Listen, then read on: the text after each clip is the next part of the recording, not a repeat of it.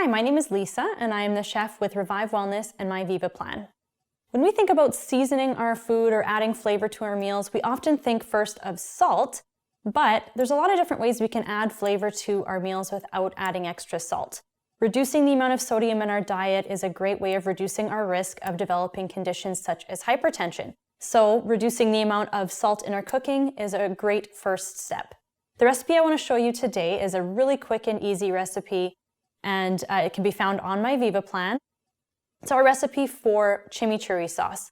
Quick rundown of what chimichurri sauce is. It is an Argentine sauce that is typically served with grilled meats or grilled proteins, but it's incredibly versatile and can add flavor in a variety of different ways. So what I would use it for is as a topping on flatbread, maybe in your pasta. You could use it with roasted vegetables or potatoes.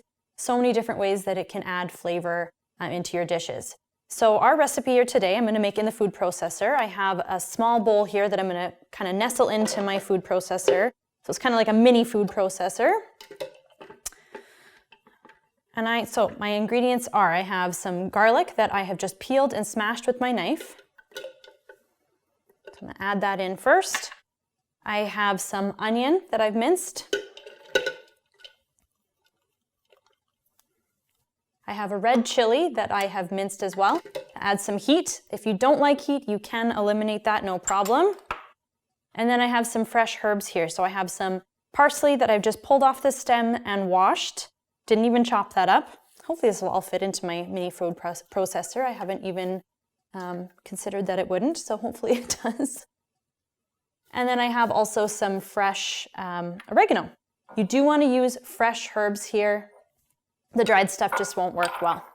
We have some red wine vinegar as well, which is a pretty typical ingredient in chimichurri sauce. So now what I'm going to do is I'm going to add my lid on, and I'm going to pulse this a few times, let the machine work its magic. We're not looking for a perfect puree at this stage. You might need to take the lid off and scrape it down a couple times, and that's no problem. It will come together. It already smells great.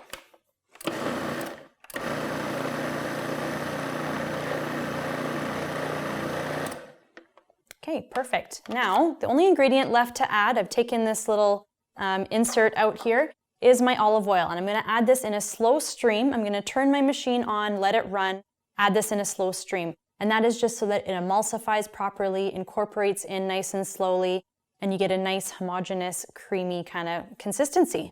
If you added it all in at the beginning, it might not mix in properly. You might end up with a couple layers. So that's why we're adding it in after the fact.